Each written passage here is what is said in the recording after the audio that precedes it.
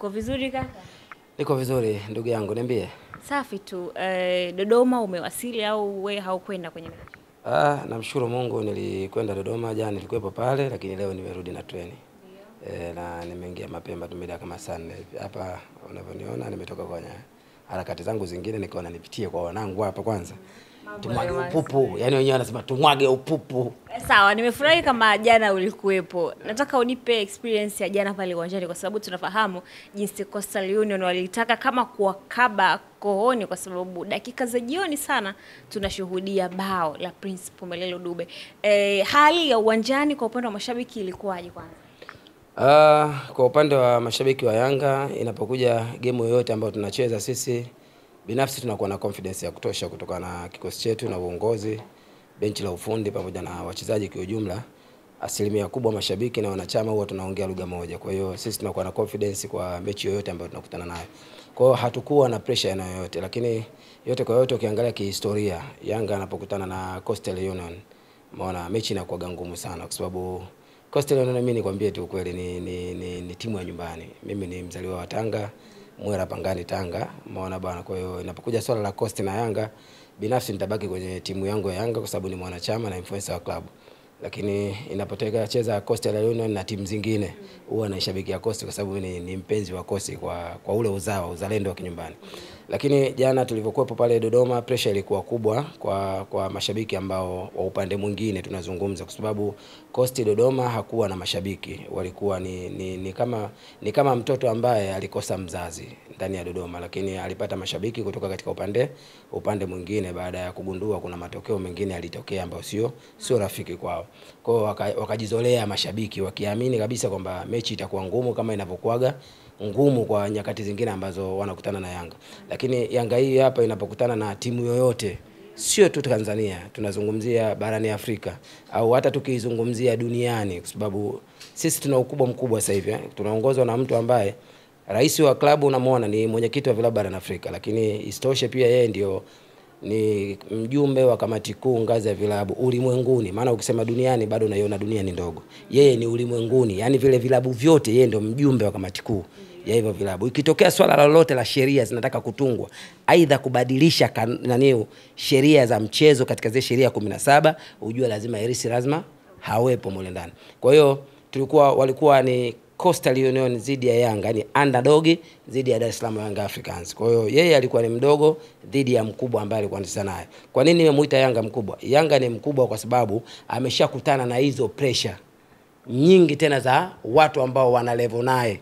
Mfano juzi kati tumetoka kwa FAR Rabat, umeona tuchenda kukifanya, lakini tumeenda pia kwa AS Malini wale wa Mali, umeona kitu ambacho tumeenda kukifanya kwao. Kwa hiyo sisi ni wakubwa, tunapokutana na timu kama Coastal Union ambao ni underdog kwetu, tunajua nini ambacho tunaenda kukifanya. Na ndio maana wakati Yanga anacheza na Coast pale jana, umeona Coast dakika kama ya 70 hivi, aidha 80 walifanya sabu fulani hivi, walimtoa bwana mmoja sio na dogo mmoja anamuita nani yule, akawa anashangilia anamwambia mwenzake kaza, hii game imeisha hii. Lakini ameingia akasahau kwamba Yanga hii ni Yanga ya timu kubwa ambayo ikikutana na wakubwa asilimia kubwa dakika 90 ndo zinaamua mchezo. Sasa wale kwa sababu ni wadogo waliamini mchezo tayari wamefanya nini, wamemaliza. Lakini all in all kwamba tumekwenda kupata ushindi ndani ya dakika zile pale. Sawa, wakati mnapata ushindi huko, lakini sisi ambao tulikuwa hapa Dar es Salaam kulikuwa na mchezo Simba dhidi ya Azam FC. Mzizima Dabi tumeshuhudia pale, lakini watani zenu wamepoteza pale kwenye uwanja wa Benjamin Mkapa. Azam wamejinyakulia mawili na alama 3. Nimeona mashabiki wengi wa Yanga wameonyeshwa kufurahi kweli kweli. Hivi wamefungwa? Wamefungwa. Wamefungwa tena bwana. Ulikuwa ujui? Wamefungwa tena bwana. Taarifa zikufikia? Taarifa bwana wewe ndo unaniambia. Yaani kiufupi sikuwa busy sana na kuiangalia mechi ya Mzizima Dabi kati ya Simba na Azam. Sikuwa busy sana kuifuatilia hiyo mechi. Yaani wewe hapa ndo unanitonya. Lakini hem tujiulize wamefungwaje yani? Yaani na Azam. Wamefungwa na Azam. Kabisa. Goli 2. Mashaallah. Kabisa 2 Haukutegemea? Edinado yao. Kafunga Nado. Kafunga na Kitambara. Bwana mimi nakwambia kitu kimoja. Simba wana safari kubwa sana. Simba wana safari ndefu sana ambayo kwa sisi wana Yanga tunasema safari yao ya kutengeneza timu haitofika mwisho kwa kipindi hichi, kwa sababu ukiona imefika mwisho basi back to back ya Dar es Salaam Young Africans ambao katika malengo ameiweka kuchukua kombe mara 10 mfululizo ameshamaliza. Yani yale malengo ya kuchukua back to back mara 10, ukiona tumechukua mara 10 mfululizo, Simba inaenda kukaa vizuri. Umeelewa vizuri? Lakini jambo la pili, bado malengo yetu hayajakamilika. Tunataka mwaka huu Mungu akipenda insha Allah tuseme, yani kwa uwezo wa Allah tabaraka wa taala, Allah akijaza khairi zake, tutimize mara 10 kumfunga. Tumeshamfunga mara ngapi? Mara 6. Si ndio? Mwenyezi Mungu akijazia khairi zake tunakuja kumpiga mara ya 7 kwenye mzunguko wa kwanza wa ligi. Lakini Allah akijazia khairi zake na ikimpendeza zaidi, tunapiga mzunguko wa pili. Tutaomba na FA tukutane naye. Yani vyovyote vile, hata kama atakuwa ametolewa robo finali, tutamuomba tu, yani tutamwambia bodi ya ligi na wafanye wanavyofanya, Simba na Yanga wakutane tena ili tupige afu mechi ya mwisho ikiwezekana hata mechi ya kirafiki tutafanya nini? Tutaiomba. Haijalishi iwe mechi ya kirafiki siku yao ya Simba Day, umeona bwana, au tuwaandikie barua waje siku ya Mwananchi, au ikiwezekana tutuwafuate hata bonanza tulabunju pale. Ikiwezekana wakishindwa kabisa, basi ma-influencer wa klabu ya Yanga na ma-influencer wa klabu ya Simba tukamilishe hiyo idadi. Yani ikiwezekana akina bwana Mzaramu tipwa yule, au bwana akina bwana Kisugu, akina GB64 na wenzao, akina mzee wa Saluti, au bwana akina Machirianga, akina Godianga, akina Fumau, akina Kevo, twende tukakipige. Yani ili mradi tu itimie mara ngapi? Mara 10 tu tumewafunga.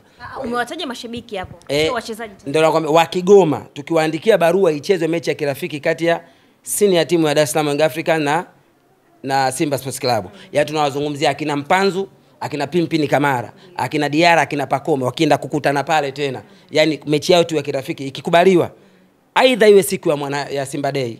Ikishindikana siku ya Simba Day, basi tuwaandikie barua waje wacheze kwenye Yanga Day. Sawa?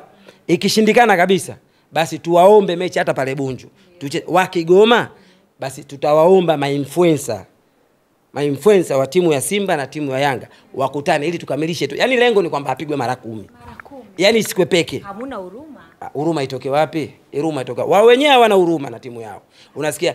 Unajua ukiwaangalia Simba Sports Club mpaka sasa hivi, mashabiki na wazungumzia, mashabiki wa Simba mpaka sasa hivi hawajui nini ambacho wanakihitaji. Umeelewa vizuri? Hiyo ndio tatizo.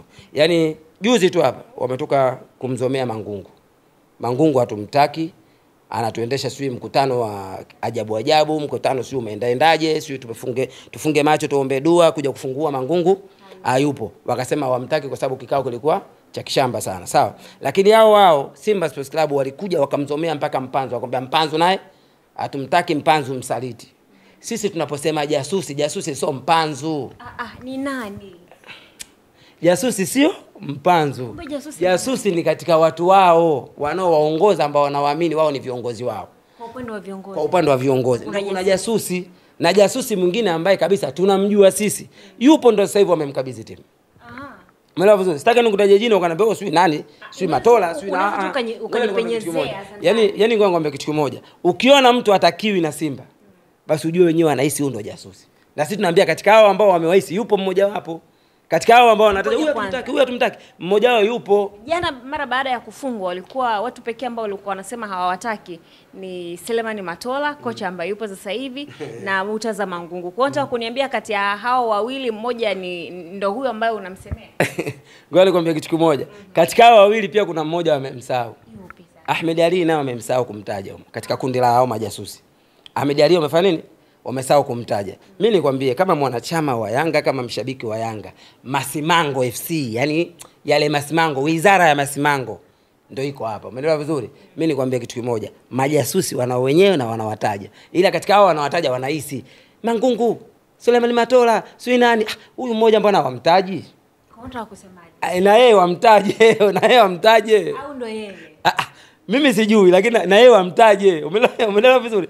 Na yeye wafanya nini? Kama wamtaji na maana hawana shaka naye. Kwani yeye ndio amesema kwamba alivyoulizwa kwamba mnagawa utamu si alikataa? Akasema utamu ni mechi ya 3. Mechi ya 3 ambayo anamaanisha na experience, si ndio?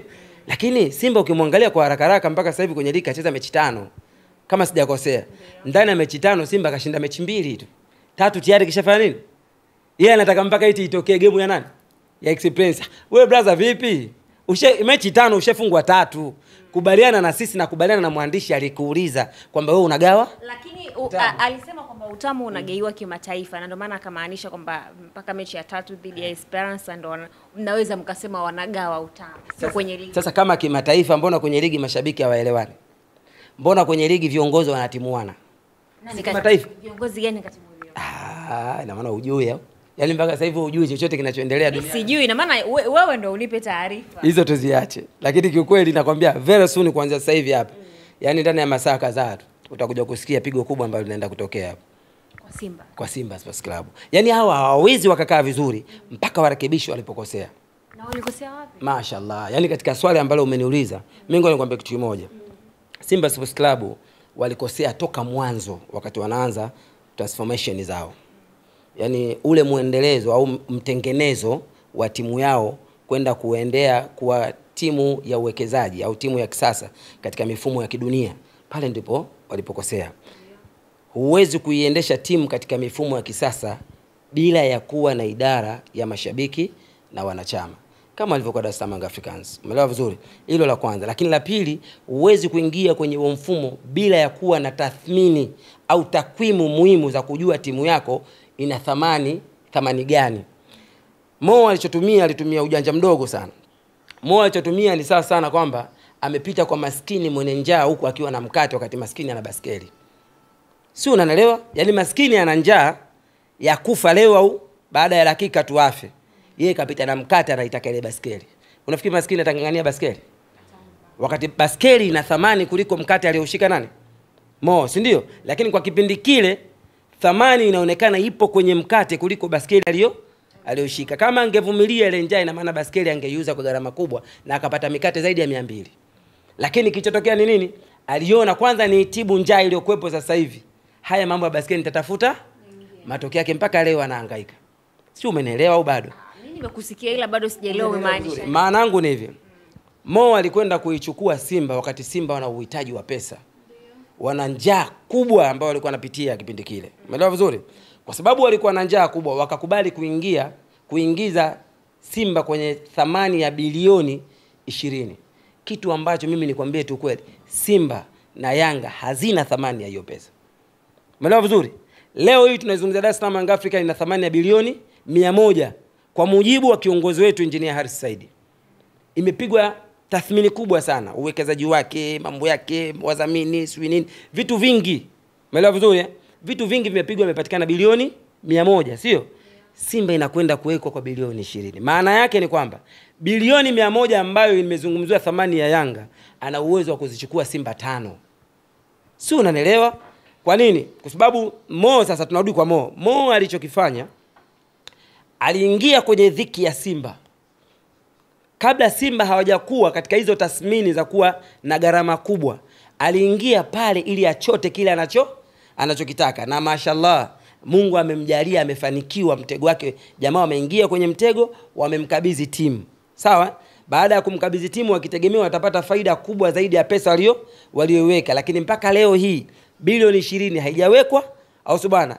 Transformation waliokuwa wanategemea itakamilika, haijakamilika. Zaidi Yanga wameenda kukamilisha kila kitu, na leo wanabutua, leo wanafurahi, leo wanacheka, leo wanaenjoy Dar es Salaam Africans. Umeelewa? Kwa kutegemea nini? Mifumo halisi Yanga walioenda kuiweka, alafu Simba wameenda kukwama katika mifumo ambayo walikuwa wanataka kuiweka. Yote ni kwa sababu ya nini? Njaa. Bosi alipita na mkate, wewe unangangania baskeli. Huwezi kula baskeli hata siku moja, inabidi mkate wako uuze. Umpe Mo ili wewe upate nini? Kuishi. Matokeo yake Mo anachukua kitu cha thamani kwa gharama ndio kitu ambacho kimewakosa. Lakini kitu kingine ambacho mimi nataka niwashauri Simba, jambo la kwanza wangevunja tu ule uongozi mzima. Wote. Tena ninaposema wote mpaka bilioni 20 ipotezwe. Mpaka tajiri. Ina maana yani mpaka bosi. Sasa bosi akitolewa timu unaiuzaje Simba kwa bilioni 20? Simba unaipelekaje kwa bilioni 20? Wajua Mo bilioni 20 yake inamfanya mpaka anakufa yeye, anakuja wajukuu, anakuja vitukuu. Bilioni 20 ipo tu. Wavunje mpaka Mo, alafu waingie kwenye mifumo. Sasa hapo kwenye kuingia ndo nataka niwafundishe. Kuna mambo matatu ambao wanatakiwa wayafanye. Jambo la kwanza, kama unataka kuingia, ni lazima wakija kuunda hiyo kamati nyingine mpya, yani tuseme uongozi mpya ukija, wakivunja au wakitengeneza uongozi mpya, jambo la kwanza lazima wahakikishe wanakuwa na idara ya mashabiki na wanachama. Sasa hapo kwenye idara ya mashabiki na wanachama, namna ya kuwapata ndo mtihani. Kumpata yule mkurugenzi ambaye atasimamia hiyo idara ya mashabiki na wanachama kama ilivyokuwa kwa Ibrahim Samuel dhidi ya Dar es Salaam Africans. Hapa ndo pana mtihani. Kwa sababu gani? Sijaona kiongozi aliyekuwa makini wa kufanya tathmini au kufanya research zake za kujua ndugu yangu wewe Airi ndio una uwezo wa kuiendesha hiyo idara. Kwa sababu wenyewe kwa wenyewe wananyoshiana vidole ya kwamba viongozi wa Simba wanatakiwa waende wakapimwe nini? Afya ya akili. Sasa kama viongozi wa Simba wanatakiwa wakaende wakapimwe afya ya akili, nani atamchukua kiongozi ambaye anaweza kukaa kwenye hiyo idara wakati wao wenyewe wana matatizo ya nini? Ya akili, afya ya akili. Sawa? Kwa hiyo kwa sababu wao wana matatizo ya afya ya akili, kwanza uongozi uvunjwe, utakao kuja sasa ili kumpata huyu mtu lazima wakae na mambo matatu. Jambo la kwanza waifate klabu ya Yanga. Waje Jangwani. Yaani hilo halipingiki. Kama TP Mazembe amekuja hapa, Gor Mahia amekuja, sui nani wale kutoka Rwanda wamekuja, sui timu nyingi zinakuja kujifundisha pale. Mfumo wa uendeshaji wa timu sasa hivi. Sio wanakuja kujifunza. Wao nani pasi kwa mguu tu. Yaani kutoka pale Msimbazi kuja pale ni dakika 3 au 4. Waje wakae na Ibrahim Samuel. Sawa? Awafundishe namna gani inatakiwa idara ya mashabiki na wanachama wawepo. Yaani msingi imara ndani ya klabu ni lazima kwanza uwa control mashabiki na wanachama. Timu ikifungwa wanatakiwa waweje, timu ikishinda inatakiwa iweje, viongozi wa kiumba kufanya nini wanatakiwa mashabiki waweje. Umeona hapa katikati nikupe mfano, umeona Adube. Alikuwa anapoteza sana magoli, lakini watu wanamshangilia. Sawa? Mechi inaisha anatoka anafanywa hesabu, hajafunga lakini watu wanamtia pesa. Hiyo ni nini? Idara ya mashabiki na wanachama kupitia Ibrahim Samuel namna alivyotengeneza. Kwa hiyo wanachotakiwa Simba wamfuate Ibrahim Samuel kwa sababu ndani kuna darasa pale. Kuna chumba maalum ambacho kina ubao. Sawa? Ibrahim Samuel ana uwezo wa kuwapa darasa zuri namna kuiendesha hiyo idara. La kwanza, kama watashindwa hilo, basi waje kwa Engineer Harris. Yule ni mtu mwenye akili sana Engineer Harris. Watoe bilioni 15. Wamchombeze Engineer Harris Saidi. Ngoja. Naam. Watoe bilioni ngapi? Bilioni 15. Za nini zote? Wamchombeze Engineer Harris akubali kuwauzia Ibrahim Samuel. Si unanielewa? Kwa hiyo mko radhi kumuuza. Yaani kama wanatoa bilioni 15 kumpa Engineer Harris Saidi. Kama wanatoa bilioni 15 kumpa Engineer Harris Saidi, tunawauzia nani? Ibrahim Samuel. Tunaamini kabisa Ibrahim Samuel atakwenda kule ataitengeneza ile timu mpaka itakaa katika mstari kama Yanga ilivyokaa.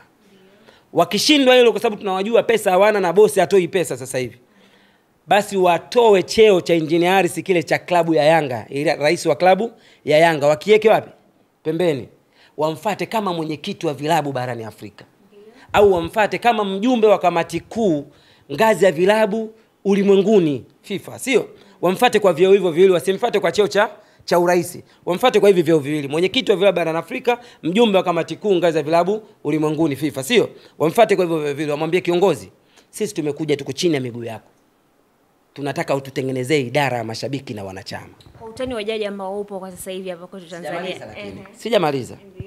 Wakikubaliana vizuri, wakimfuata kwa sababu yule kiongozi na ni msikivu kwa mtu yoyote. Ni msikivu. Naamini kabisa Engineer Harris sasa atawatafutia mtu sahihi. Au atawaambia chukueni Ibrahim Samuel iende, mimi kwa sababu kichwa changu kina akili nyingi na kinajua wapi kitapata mtu mwingine, anaenda kumchukua mtu mwingine anamweka Ibrahim Samuel, ataenda pale kutengeneza kazi. Umeelewa vizuri? Kwa hiyo wasipofanya hivyo, I swear nakwambia mambo yanazidi mpaka mbingu inadondoka. Kwa utani wa jaji ambao upo kwa sasa hivi unafikiri hilo linaweza kuwezekana kwamba viongozi wa Simba waende pale Jangwani kwenda kujifunza? Sasa hilo ni wao. Yaani hilo sasa linabaki upande. Mimi nimewasanua tu na nimewapa kitu ambacho kinatakiwa kiwepo. Umeelewa vizuri? Ili mashabiki wasipige kelele, wasifanye fujo kama wanavyofanya. Kuna siku watakuja kupigwa ujue viongozi na mashabiki wa Simba. Nakwambia ukweli. Kwa hichi ambacho kinaendelea ipo siku watapigwa. Na tunafikiria katika uchaguzi wao utakuja kuufanya. Sijui wataufanya uchaguzi wa namna gani. Ndio maana mimi hilo naliogopa sana. Umeelewa vizuri? Kuna fimbo zitakwenda kutembea. Sasa ili sitokee, wafanye tu waende. Yaani mambo ya utani kwanza waeke pembeni. Waende kama mwanamkiwa ambaye sasa hivi amezidiwa. Yaani tayari ameshafika mwisho, amechoka kuumizwa. Watu wanakaa uwanjani tunaangalia Jana mimi nipo Dodoma naangalia mechi, namuona kuna mzee mmoja Masina Mungu analia, machozi yanamtoka. Ili watu wasiendelee kuumia, wajishushe. Mbona TP Mazembe amekuja Dar es Salaam Young Africa kuja kujifunza? TP Mazembe na Simba wapi na wapi? Umeelewa vizuri? Tofauti mbingu na ardhi katika uwekezaji, lakini wametoka kule wamekuja kujifunza baadhi ya vitu. Nyinyi wachambuzi, nyinyi waandishi wa habari ni mashahidi, mliona na mlishuhudia, mliona Mazembe wanakuja uongozi wao kuja kujifunza vitu. Wao ni akina nani mpaka wasijifunze? Na ndio maana wanafungwa kutokana na wao kujiaminisha kwamba ni wakubwa kuliko timu zingine. Yaani hapo wasiporekebisha, mimi nakwambia wataendelea kuumia, na sisi tunapenda mtani aendelee kuumia.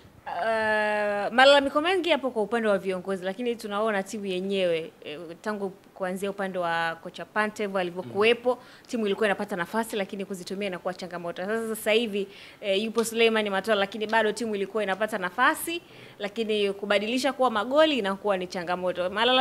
Malalamiko mengi yanaendaje kwa viongozi? Mimi nikwambia kitu kimoja, kwa malalamiko yanaenda kwa viongozi, na yanaenda kwa viongozi kwa sababu mashabiki wana haki. Mashabiki wanachotaka ni mambo mawili tu. Jambo moja tu sana ndio wanalitaka mashabiki. Ni kushinda na kushangilia. Lakini jambo la pili ambalo tunasema sio zuri ni kule kufungwa na kuzomea. Umeelewa? Hiyo ndio kanuni ya mashabiki na ndivyo ilivyo duniani kote. Kwa hiyo nikiangalia Simba kwa Suleiman Matola mimi nikiri tu. Suleiman Matola ni kirusi kikubwa sana. Mimi nimeshawahi kumkataa mara nyingi sana. Siwezi kumkubali hata siku moja, hata kama ni mzawa. Yaani haiwezekani hata siku moja uniaminishe mimi kwamba Suleiman Matola ndo anaweza akawa kocha mkuu wa Simba Sports Club. Hiyo hakuna. Umeelewa vizuri? Jiulize kitu kimoja. Matola chini ya makocha wanaokuja hapa Simba. Wanakuja makocha wengi sana, si ndio? Zaidi ya makocha kama sikosei 7 au 8, 9 sasa hivi. Nani? Yaani hao wote wanaondoka, benchi la ufundi lote linavunjwa, yeye anafanya nini? Anabaki. Unajiuliza ni kwa nini? Naamini kabisa Suleiman Matola ni mshirikina mkubwa. I swear nakwambia, yani ni mshirikina aliyebobea. Yani ni mshirikina ambaye kitu alichokifanya na alichojipandikiza kwa Simba Sports Club, hakuna mshabiki na hakuna kiongozi yoyote mwenye uwezo wa kumtoa Suleiman Matola pale. Lazima labda yeye mwenyewe aseme mimi sasa nastaafu. Lakini kumtoa hakuna yani tayari kishawatia kwenye kibuyu, tayari kishawatia kwenye kichupa, yani anawakandamiza tu, anawafinya tu. Kwa hiyo mashabiki waendelee kuumia mpaka pale dunia itakapokuja kupinduka, lakini uwezo wa kumtoa Matola pale hakuna, kwa sababu tayari ameshatengeneza mizizi yake, na kila kocha atakayekuja ataonekana mbaya, kwa sababu Matola hataki hata siku moja kuwa chini yao makocha, kwa sababu anaamini leseni yake aliyokuwa nayo UOB ambayo inaweza kusimamia mpaka kafu mashindano makubwa, si ndio? Anaamini ana uwezo wa kuisimamia Simba kuliko kocha mwingine yote anayeletwa. Kwa hiyo leo hata ukimleta umtoe tu Mourinho, wakija hapa lazima hao watakwambia bwana Mourinho mzee hawezi kuifundisha nini Simba Sports Club. Ila Matola anafaa. Akifungwa tu mechi moja Matola hafai, tunataka kocha mwingine. Mimi niwaambie mashabiki wa Simba, mvumilieni Matola, kwa sababu Matola uwezo wa kumtoa nyinyi hata kwa fimbo hamna. Uchawi alioweka hapo, ameweka uchawi mkubwa mno, ameweka ushirikina mkubwa mno, nikamkufuru sana Mungu.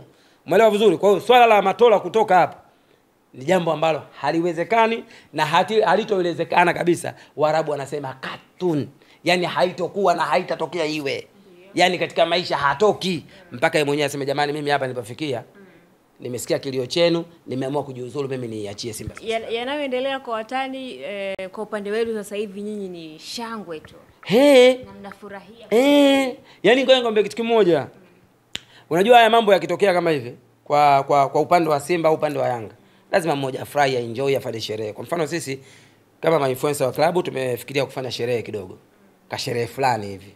Umeona, cha kujipongeza, yani tunasema tunajipongeza. Umeelewa vizuri? Tunaenda kujipongeza kwa sababu tulikuwa tunawaambia siku zote kwamba mimi niliwahi kuulizwa siku moja na media moja, sitaki kutaja kwa sababu hapa niko kwenye media. Niliulizwa ani kishamba ile niuliza, rafiki alikuwa Morris. Aliniuliza juzi tukiwa KMC pale, aliniambia hivi Simba anaongoza kwa pointi zidi yako. Unaionaje Simba? Mimi nikamwambia Simba ni sawa sawa na mwanamke ambaye yuko na mumewe anaenda shamba. Yaani Simba na Yanga ni sawa sawa na mwanamke ambaye yuko na mumewe anaenda wapi? Shamba. Kwa hiyo siku zote mwanamke nani mume nani? Siku zote mwanamke anakuwa mbele. Mwanamume anakuwa nyuma mnapoenda shamba. Sawa? Mwanamke anakuwa yuko mbele, mwanamume anakuwa wapi? Nyuma. Maana yake mimi sikaniacha kwa pointi, yeye yuko mbele. Lakini wakati tunakwenda shamba, mimi namtanguliza kwa kumlinda. Lakini inapotokea mapigano, yeye anarudi wapi? Anarudi nyuma. Yaani mimi siwezi kumuona nyoka yuko mbele alafu nimwache mke wangu apigane na yule nyoka. Lazima nitamvuta, atarudi nyuma, mimi napigana nini? Na nyoka. Ndicho kilichokuja kutokea dhidi ya Azam na Simba. Kapigwa, kisha rudishwa nyuma, mimi nafanya nini? Na hiyo ndo kurudi tena nyuma haipo. Tayari kwa sababu nishaona huko kumbe kubaya, mke wangu hapawezi huko mbele. Ndio. Nawashtaki, nitawashtaki Azam. Kwa hiyo hapo Simba kuwapata sio utamu wangu. Azam amekula utamu wangu jamani. Haki ya Mungu. Azam wewe, shemeji yako unamlaje? Azam ndugu yangu. Kweli tumbo moja unaenda kunitongozea shemeji yako kweli jamani, mimi nimehuzunika. Yaani nimeumia. Yaani nimeumia sana. Hivi wewe mimi na wewe tumbo moja, baba tu tofauti, si undugu? Mimi na Azam tumbo moja, baba tofauti. Huo ni undugu. Unaendaje kumtongoza shemeji yako? Alafu unakuja unajitamba eti shemeji mtamu. Kweli? Unakula utamu wa shemeji yako. Sawa bwana, tuachane na. Imeniuma sana kwa Mungu, imeniuma. Ni da. Sijapenda ni. Bwana natamani siku moja nikutane na ndugu yangu Mwenezi nimwambie hongera sana. Una zawadi yako ndugu yangu Mwenezi. Kwa Mwenezi. Kwa Mwenezi. Kuna mshabiki mmoja hivi anajiita Mwenezi. Tupo naye katika Tanzania Influencers Sports Promotion. Tupo nayo jamani, nikikutana naye kuna zawadi yake nitampa. Kazi nzuri sana, big up brother kwa kumpiga mnyama. Unajua mnyama amepigwa kwa sababu gani unajua? Mnyama amepigwa kwa sababu mnyama bado anaamini kwenye ndoto. Yaani ule ukubwa aliokuwa nao miaka ya nyuma akajiita yeye ni mkubwa. Zile robo na ile makombe manne alikuwa anachukua, anaamini bado na yeye yuko vile vile. Mimi nikizungumza kimpira, mnyama amefungwa katika falsafa ndogo tu. Simba Sports Club ukiangalia sasa hivi ina mfumo wa kutaka ndani ya dakika 45 achukue pointi. Yaani ndani ya dakika 45 mchezo wamefanya nini? Amemaliza. Kwa hiyo anapoanza dakika ya kwanza filimbi inapopulizwa, wachezaji wa Simba huwa wanatumia nguvu sana. Hiyo nakwambia kimpira sasa. Na wao wenyewe wanisikilize vizuri. Yaani sipo sasa kwenye ule ushabiki. Wanatumia nguvu nyingi. Yaani zile nguvu wanazozitumia wakitumia ndani ya dakika 45, wakumbuke wao soma roboti. Ni binadamu ambaye anatumia pumzi. Kwa hiyo ndani ya dakika 45 mwili unakuwa umetumika sana alafu anakuwa amechoka. Kwa hiyo akienda nje, akirudi dakika zake ni 20 tu za kutumia nguvu kutafuta matokeo. Anaposhindwa sasa ukimwini hapo kumzuia, kinachofuata timu inagawanyika kwa sababu wameshatumia nguvu kubwa, sawa? Kutaka kutafuta matokeo ndani ya hizo dakika 45 za kwanza, alafu anakuja kutumia zile dakika 20 za pili, si ndio? Ndani ya dakika 70 bana. Wakishindwa hapo kupata matokeo, maana yake ni kwamba watu wanakuwa wamechoka. Wale kuanzia namba 8 kwenda juu, tunazungumzia 8, 9, 11, si ndio? Na namba 7 zinabakia juu. Alafu 6, 2, 3, 5, 4 zinabakia chini. Maana yake ni nini? Mpira ukiwa uko juu, ukipigwa counter attack kama alivyokuwa anafanya Azam wanakimbiza jana, wa mbele kurudi nyuma kuja kusaidia kina Mpanzu na kwa ni nini? Changamoto kwa sababu mwili umetumika na pumzi imefanya nini? Imekata. Ndio kitu ambacho mimi nimekiangalia. Ukiangalia hiyo mechi zidi ya jana zidi ya Azam, ukiangalia zidi ya Petro de Rwanda, ukiangalia mechi yao ile na Sedi Malini wale, si ndio? Wanatumika katika dakika 45 za kwanza, lakini wakifika ndani ya dakika 70 wanashindwa kuutengeneza mchezo katika utulivu. Mwisho wa siku pumzi inakata, wanagawanyika, wa juu, wa chini. Sasa ukimwini pale, ndio maana hata Yanga sisi tunapompiga ni hapo, tunamwacha acheze. Anacheza sana dakika 45 alafu unakuta goma limekata, tunatoka. Tukija dakika ya pili ile tunamwambia kina Pakome fungukeni sasa. Wanapokuja kufunguka kina Pakome ili wanapanda wote, wanashuka wote, wanapanda wote, wanashuka wote. Hawa ndugu zangu wakipanda tena ukujua wanabakia juu, kurudi chini.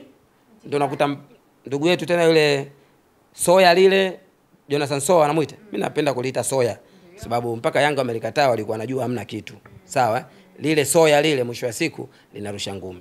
Sawa. Jana uwanjani, moja ya malalamiko ambayo yanalalamikiwa sana ni kuhusiana na uwanja. Watani zenu kwenye mechi za hivi karibuni takriban 4 mfululizo hawajafanikiwa kupata matokeo mazuri. Na tunafahamu slogan yao ni kwa Mkapa hatoki mtu, lakini sasa hivi mambo yamekuwa magumu na wanasema Yanga waangalie mbona wao wakimbia, tangu wakimbie imekuwa changamoto wao kupata matokeo. Sio Yanga peke yake.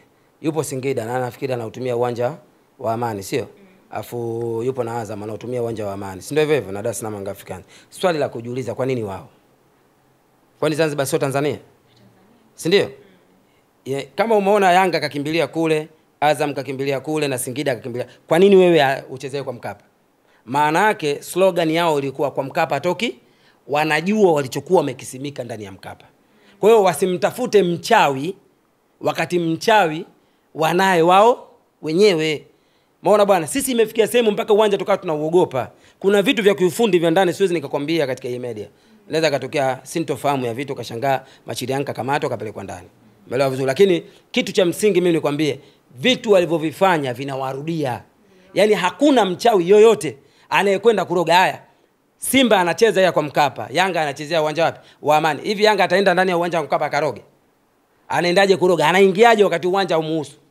Kwa hiyo alichokuwa anatakiwa mashabiki wa Simba wakati wanashangilia kwa Mkapa atoki mtu, na wao wamebaki sisi tumwakimbia. Hivi sisi tunawezaje kumkimbia Simba ambaye tayari tumeshamfunga mara 6, tayari tumeshachukua ubingwa mara 4 kwake? Yaani mimi nimechukua ubingwa mara 4 dhidi ya nani? Ya Simba Sports Club. Nimechukua ngao za hisani mara 2 kwake. Nimechukua FA mara 2. Umeelewa vizuri? Bado nimechukua nimemfunga mara 6 mfululizo. Naanzaje kumkimbia Simba Sports Club? Na mashindano haya ni mashindano, hatukutani sisi. Simba yupo na grupu lake, mimi nipo kwenye grupu B. Hatukutani abadan. Kama tutakutana labda tukivuka sote robo finali. Si ndio hivyo? Kwa hiyo wasimtafute mchawi na wala asiseme mimi namkimbia. Sina sababu ya kumkimbia Simba, na uwezo wa kumkimbia Simba mimi sina. Kwa nini nimkimbie Simba? Kwa kipi? Yaani kitu gani ambacho kinanifanya mimi nimkimbie Simba? Yeye alitakiwa jiulize, na wangeshtuka pale pale. Azam Zanzibar, Yanga Zanzibar, Singida Zanzibar. Kwa nini sisi tubaki hapa? Simba wangepiga, mashabiki wangepiga kelele na sisi tunataka twende Zanzibar. Walisema hivyo kwa sababu si wanajua kwa Mkapa atoki mtu. Sasa kwa Mkapa atoki mtu, tunataka atoke sasa. Kama kwa Mkapa atoki mtu, tunaona wengine wanatoka ujue. Wao ndio wanafanya nini? Wanakwama, wanabaki. Tunataka atoke mtu. Na huo utamu wataendelea kuugawa kwa sababu wenyewe wamesema kufungwa mechi 2 sio kugawa nini? Sio kugawa utamu. Wanaenda kupigwa mechi ya 3. Wewe ndio ukampiga Experience ambaye ana point 2 sasa. Wao wamejipanga sasa. Wamejipanga kwa kipi? Sio wangejipanga kwa Petro nyumbani hapa. Wewe unaenda ugenini wanasema wajibu. Haya, umemshindwa hayo. Kwa Petro umemshindwa. Said Malini Petro kocha kawaangusha. Malini nalo wamemfunga ngapi? 2-1 sijui, si ndio?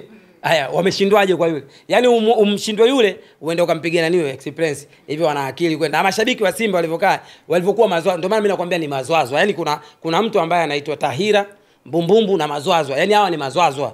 Kwa sababu gani? Unamwona msemaji wao kabisa anaweka kila kitu wazi. Yaani kila kitu anakiweka wazi. Oya, jamaa na maono yule, Ahmed. Yaani mimi si ndio jasusi? Yaani ana maono ya mbali kwa sababu anakwambia ukiona, angalia alivyowasanua, kawasanua vizuri tu. Ukiona timu yako haina uwezo wa kwenda robo finali, usitoe jezi za kimataifa. Kwani hawajatoa jezi? Ziko wapi? Sasa wamebadilisha. Ziko wapi mama wewe? Ziko wapi? Hujaziona zenye logo? Hizi ambao ukibandua hapa unakuta NBC. Yaani ukibandua ile ya CAF unakuta NBC hapa. Si ndio hivyo? Alafu sasa walifanya utapeli. Kwanza wana kesi ujue. Yaani logo hii mpya ambao waliitumia wao waliiweka kwenye bega. Si ndio? Wameipata wapi? Kwa sababu ile logo inatakiwa itumike baadaye na imeshatembezwa kwenye vilabu, lakini ni kwa baadaye itumike baada hii mashindano haya. Nafikiri kwenye robo final ndio inatakiwa ifanye nini? Wao wameipata wapi ile logo? Sio, umeelewa vizuri? Yaani swali la kujiuliza wameipata wapi?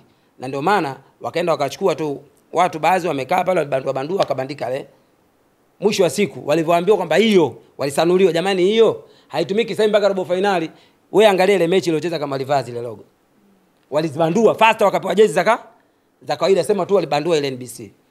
Kwa sababu ya nini? Wangechezea ile, wangeingia matatizo. Sawa, kwa kumalizia, matarajio kwenye michuano ya kimataifa, tunafahamu rais wenu Engineer Hersi Said alisema kwamba mtaji ana vyo vitatu bwana.